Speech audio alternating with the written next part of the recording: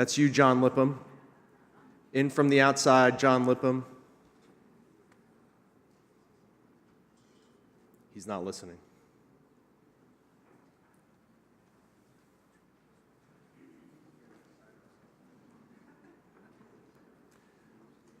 John Lipham, come in. Bring people with you.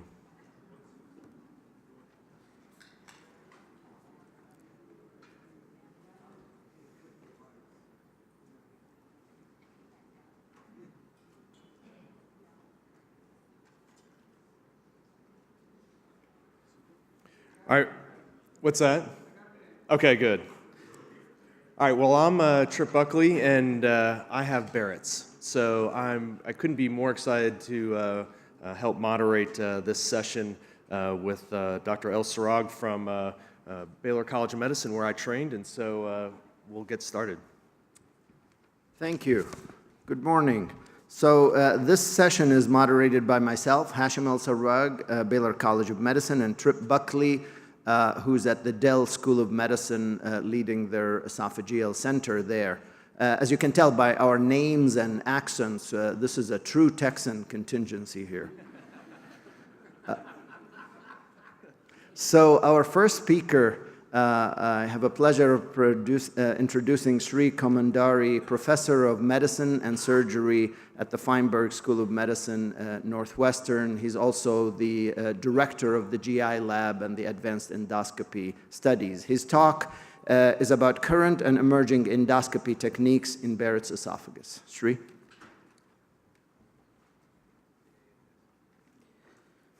Thank you very much. First of all, I want to thank the course organizers for inviting myself and putting together this next step forward, for lack of better words, in surgical and medical collaboration across all of these areas. I want to thank the previous round of speakers. That was obviously a very high-level discussion, to say the least, but they really did set the stage for me and made my life a lot easier, because I'm going to come to you now as the guy who's going to make friends with everyone in the room.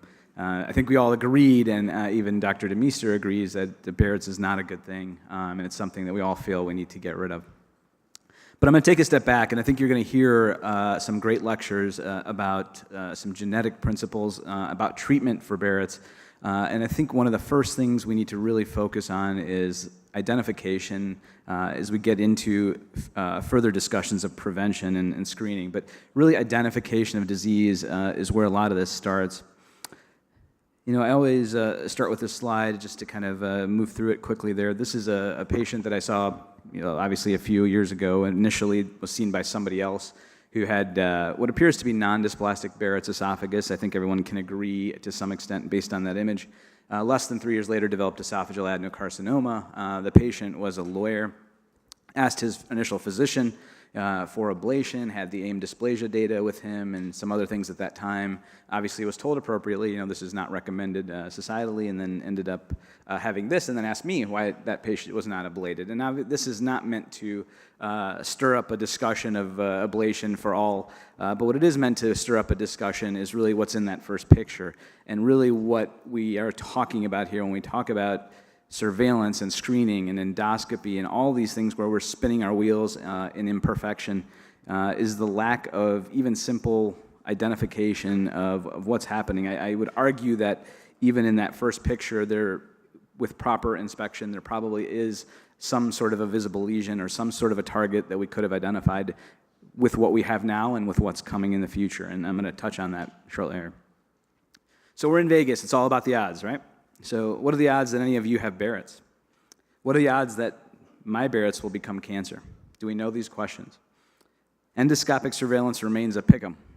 And I apologize if these terms are, these gambling terms are just not my forte, but if I'm a little bit off, don't haggle me here. Seattle protocol odds are worse than a 10-team parlay, so why do we do it, right? I don't know if anyone's ever won a 10-team parlay. It's pretty hard to win a 3-team parlay. Expert pathologists are automated shufflers. No offense to Dr. Chenderson, but that was just kind of fit there, so I threw it in there. Cancer continues to rise despite great endoscopic therapy, so why does the house always win? We need to find more patients. We need to find more Barrett's. We need to find more visible lesions, and ultimately less cancer. Until then, we continue with a paradigm with worse odds than blackjack. So risk, odds. Everything's about odds. Everything we do on a daily basis is what is the pretest probability? When we talk about should we treat this patient, should we put the patient on a PPI, should we do a TIF, should we do a fundoplication? So what is the reasons we do this? And Barrett's is probably the biggest area where we talk about risk stratification. But have we really done anything? And when you look at this search for a magic bullet, and you look at these silos of clinical quote-unquote risk factors and endoscopic risk factors, and we've talked a lot about reflux at this meeting, and I would argue that amongst all of us, the true understanding of what is reflux and how do we define reflux in a patient with Barrett's is very difficult. Many of these patients, as we've acknowledged, are extremely asymptomatic, and our biggest problem still remains finding this group of patients, as we've sort of left the last discussion with. How do we find the patients, let alone try to triage them? When we talk about all of the endoscopic process from biopsy to inspection, it's fraught with problems. We know that. We know about intra-observer problems with our even expert pathologists. So I could potentially argue the biggest risk factor might be the endoscopist. It might be us. And really, are we looking for a magic bullet here, or do we need more gun control? I'm not going to touch that after that statement. So risk stratification, as we get into the discussion about what are we doing here, clinical risk stratification, we can all, we see these patients, we don't know what to do with it. Yes, I'm obese, yes, I smoke, and yes, my third uncle had esophageal cancer, so go ahead and ablate my irregular squamocolumnar junction, right? So we have some good studies that are heading in the right directions. This is the data out of the gastro. It really looked at this pyramidal sort of effect. What I take out of this is that if I'm a female who doesn't smoke and has intestinal metaplasia at the GE junction, I could probably walk away from my gastroenterologist and be pretty happy. So I think there are some things we can do from a negative predictive value, even with clinical risk stratification, even when we go further, and I'm not going to get into treatment stratification. This is a different talk. This is a paper out of GI endoscopy you've probably all seen. This is looking at index endoscopy and how we're doing. And if you focus on the red dots up there and the purple lines, and I think I'm being told to leave, is the rise in incidence of detection of high-grade dysplasia and visible lesions. So a lot of ways to argue this epidemiologically, but I also would like to hope this is what we're learning in terms of how we manage these patients, how we're inspecting our patients, use of virtual chromoendoscopy such as NBI, which I think is a critical feature in 2019, and understanding that we need to identify targeted areas within these Barrett segments. And I'm going to touch on that here in a second. It stems to this data, which many of you are familiar with. This is a study out of Amsterdam, AMC, and Jacques Bergman's group. 198 patients who were referred, and these are patients with advanced neoplasia and Barrett's. And basically, they went from the community endoscopist to the experts, and Jacques' group is obviously the highest level of experts. And what they looked at here, if you look on the right here, is these are the patients referred that were told to, or were reported to have no visible lesion. And visible lesion, again, is a wide range of definitions, at least in our standard, in our sort of guidelines. And prior to this era, it has been nodules, bumps, masses, and growths. And I'm going to hopefully direct you away from that. And visible lesions are really about areas that just don't match the other areas. Really flat visible lesion detection is one of the areas we're suffering the most in terms of dysplasia detection. So they went ahead and looked at these patients, and the scary part here is that 60 patients who, out of the 79 who were supposedly without a true visible lesion, were found to have one by the experts. We all know this happens. Those of us who perform endoscopic therapy, hindsight is always 20/20. We get a second chance to look at the area. We're going to find something. But more importantly, the areas here, and 34 patients with T1A esophageal adenocarcinoma, and 11 had T1B cancer. So what does it say? These are patients, at least in the US, that would be ablated, right? Patients sent for radiofrequency ablation because they don't have a visible lesion. So we have to be very cautious here. And so even in the small realm of patients that we do control and that we do know, we have to continue to grow what we're doing in terms of inspection, lesion identification, and how we do and manage treatment, which you'll hear about shortly.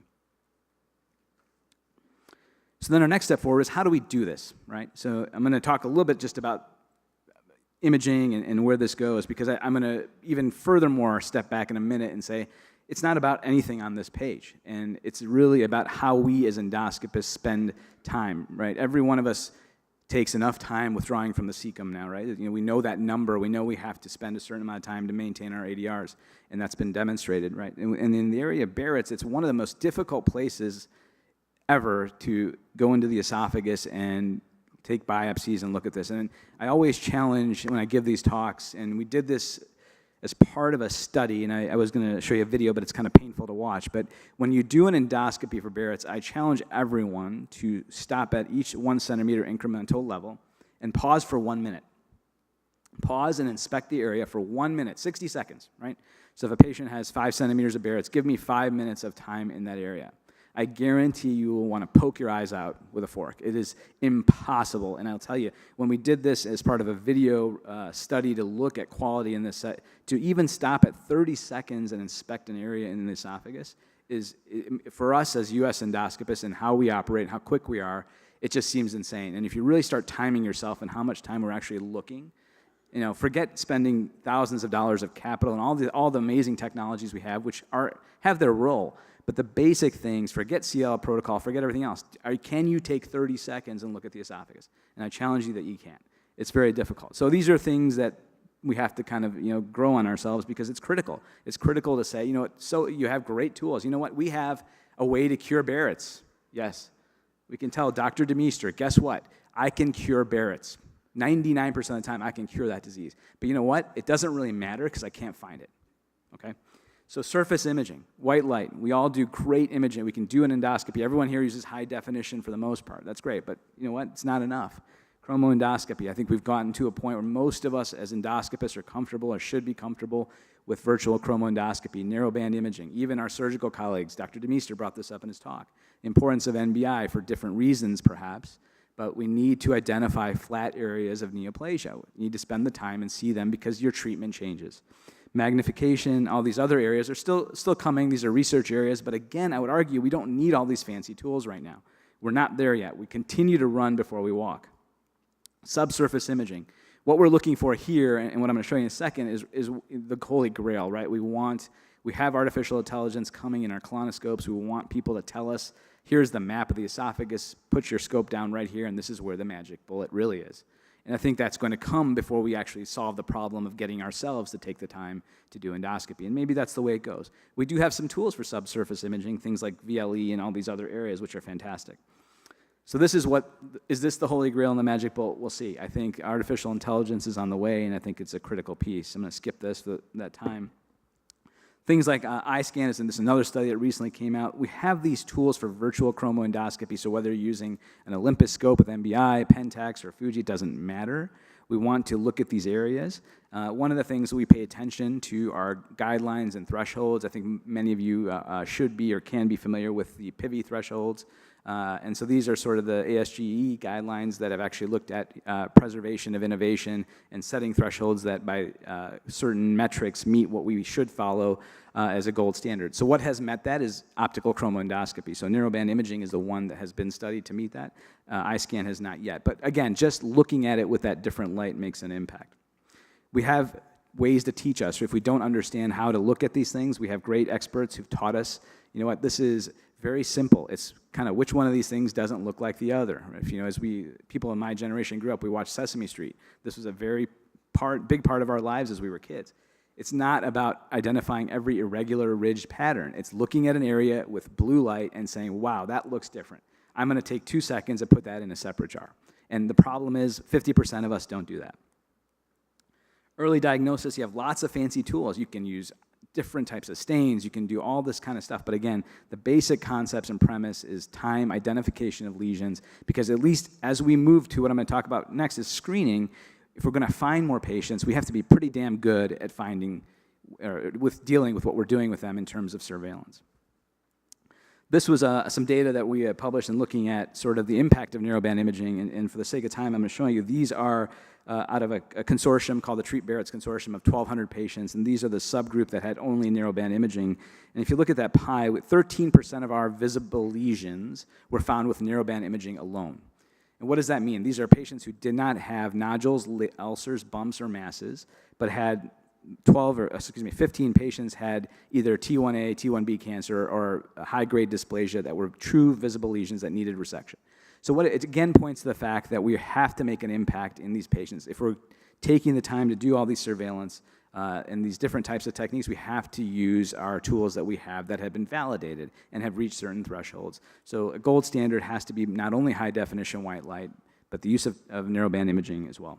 So then we have sampling techniques. I'm not going to go into a lot of this because that wasn't the purview of this, but one of the tools that has come to light has been the question of Seattle protocol versus a broader sort of assessment of the field defect. We're all aware of a concept of sort of field carcinogenesis and really understanding, how do we sample this? I mean, every time I put a forceps down into a 10-centimeter segment of Barrett's, I struggle to know where I'm going first, right? What am I doing here? What exactly am I actually sampling? There's some recent data that came out about just moving towards targeted biopsying, which I think is where we're headed, but also the brush sampling. So things like the Watts technology, which if you haven't seen, looks like this. It's very easy to use, but again, assesses the entire surface area. It just makes sense to patients and to myself. If you have an entire area that you just can't see what you're sampling, you really want to sample the entire area. So I think we have to look into this. And there's been promising data. This is data even just looking at the correlation between dysplasia and forceps biopsy result. Long story short is it seems very effective compared to a Seattle protocol. We do need a larger randomized controlled trial to look at these head-to-head and answer this once and for all because surveillance is not going away, at least in this time. I'm going to skip that piece here and move on here. So this is what was talked about leading into this. We're not getting to the people we need, right? So we are sitting here having debates in DDW and all these meetings about how do we manage all these aspects of the 5% of patients that we know about. It doesn't really matter. We're really good at treating patients. We can get rid of Barrett's. We know how to do that. That may not have been said 10 years ago, but we can do it now. But again, we cannot find the patients. How do the people walking in this room who have no reflux get to us in our office? And that's where this next step has to work. And I think if it works, and all of these tools that we'll mention here in a minute are coming fast and furiously, we need to know how to handle them. What do we do with screening? Have we even discussed this? Have we talked to our primary care physicians? What are you going to do with the different type of tool? And what are you going to do with the data? Do you have the bandwidth in your practice to handle 20% increase of patients who have a positive cytosponge, who have a positive breath test? What are we going to do with all this? And we haven't addressed that. So a screening program should address an unmet need. It should have a defined target population. There should be evidence as to the effectiveness, right? So it has to work. It has to be safe, accurate. A lot of these things go without saying. Cost effective, easy to perform, and then ultimately palatable to our patients. Societies cannot agree on this, right? So the best part about guidelines, in my opinion, especially when you have guidelines that have 35 recommendations, is that they fail to guide us. And I think that's the problem, and especially with tri-society guidelines that fail to guide us, we ultimately have a lot of discrepancy and nothing to really follow in this area. But that's the nature of that. So a lot of these tools up here have been looked at. So endoscopy has been troublesome. It's not easy to perform endoscopy. It's definitely not cost effective, and it's not going to be our solution. We need in-office based testing. We need something that our primary care physicians can do. And so we have some of those coming down the pipeline. So as you get to the bottom of this list, and I'll show you the image here. So we have people at this meeting who have pioneered these technologies. So you've heard about these volatile organic compounds, the electronic nose, the tethered capsule, endoscopic biopsies with different means, things like the cytosponge and different tethered capsules. There are many avenues of these screening modalities that are coming. Is the data there yet? No, absolutely not. And I'll show you a little bit of the preliminary work. We're getting there. But the problem is sometimes the cart is before the horse a little bit, and these are going to be in your office very soon. The marketing piece on these tools is coming fast and furious, and we need to be prepared. We all acknowledge we got to find these patients. We need to find more Barrett's, we need to find more lesions, and we need to get to the ability where we expand the population because we have the treatment. But how are we going to handle this? This is a big issue. So you're familiar with Rebecca Fitzgerald's tool, the cytosponge. This is the tethered capsule on a string that you swallow and then pull out of the esophagus.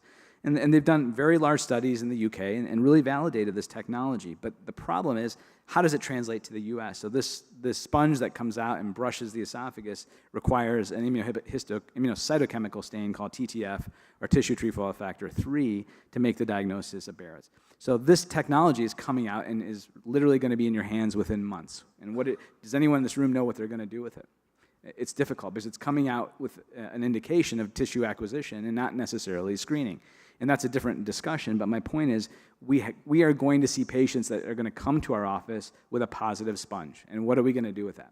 It's just like the sort of fit testing that came through, but we were a little more prepared, I think, on that end. So we have to be ready for this, whether or not we believe in the data and where we are, because it's coming fast and furious. Now, when Rebecca, and this is what it looks like for those who are not familiar, is the sponge, and a few of us, and we made all of our fellows actually go through this in some of the preliminary work that we did, and so it's pleasant, and except until it comes out, and it really hurts. But you know what? It doesn't matter because you don't know until it's over, right? So it doesn't hurt until it's out. But these are all the studies that Rebecca's done, and as we get to the end of this, and I think other areas, that specifically EOE, have been looked at, and there may be some promise with this type of a tool. But how do we get this to our primary care? And she's looking at BEST 3, which is putting this sponge in the UK to every primary care office to look at the actual feasibility there. As you know, if you just think about this right now and went to your primary care docs and said, hey, I got this, this tool for screening, I think, and it's, can you take care of this for us? You're pretty much going to get a sponge thrown in your face, right? So I think, how are we going to do this? I think there's a huge cognitive aspect of this area that we have not addressed. And sometimes, of course, the business aspect is coming faster than the science. And I think we have to be prepared as part of this.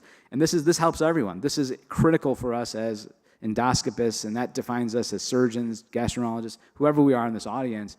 This is something that's going to affect every single person in this room. So we know this is accurate. I'm going to skip that. Transnasal capsule endoscopy. Again, these are other tools. For the sake of time, I'm not going to run through a lot of this. You're going to read about this. We can ask some questions, maybe if Ken's not up here anymore, but Ken's around, about the electronic nose, and there's some good data there. This is some initial data from the ROC curve looking at the sensitivity. And so we have a lot of nice tools coming. We don't have the full set of data we need, but the tools are coming. The devices are going to be in your hand, and we have to have a plan to handle this because we know we need screening, but we just have to figure out how we're going to use it. So what can I do today? So risk stratify your patients clinically and endoscopically. Maximize your surveillance technique. Identify and treat all visible lesions. Visible lesions and targeted sampling is critical. And take the time. Really that's the key piece of this. Optical chromoendoscopy is essential. This is seen in the ACG guidelines on the GI side, but you got to use it. It's a critical piece of this to look for those flat areas of dysplasia. Slow down. I can't. I'm extremely guilty of this. I'm one of the fastest endoscopists. As therapeutic endoscopists, we're rushing, and we can't solve that, right? Until my boss is going to pay me for triple the rate per RVU, I'm not going to solve that problem. But we have to solve that problem because this is the simplest fix we could do. If you could go to your device committee and offer time as the biggest device that I want to spend on this year, this is what you should pay for. Consider better sampling techniques. We need some data on the Watts technology, but the preliminary data has been fantastic, but I think some more randomized controlled trial information would be ideal to potentially get rid of the sort of Seattle protocol. And keep abreast of novel screening modalities and the data that's coming very fast. Be prepared, because this is going to be in your office in the very short future. While we are outstanding at treating this disease, we can't cure what we can't find. So I've shown this before, and I've modified it always. So this is my vision. All patients will be screened for Barrett's in their primary care's office using an inexpensive in-office tool, such as a sponge or a nose or whatever we want. They started on PPI therapy and referred to their gastroenterologist if positive. These patients will undergo endoscopy with HD white light, narrowband imaging, and in the future artificial intelligence heat mapping, and treated if there's endoscopic evidence of Barrett's. Upon completion of therapy, they'll undergo biopsy to confirm complete eradication and surgical and endoscopic. You like how I threw that in there a little bit? Anti-reflux procedure shortly after. So Tom, you have PPI and fundoplication, so everybody wins. You will then recommend a yearly sponge for surveillance by their primary care physician at their annual checkup for the next 3 years. You'll give your patient a hug, wish them a great life, and part ways, you finally cured esophageal cancer.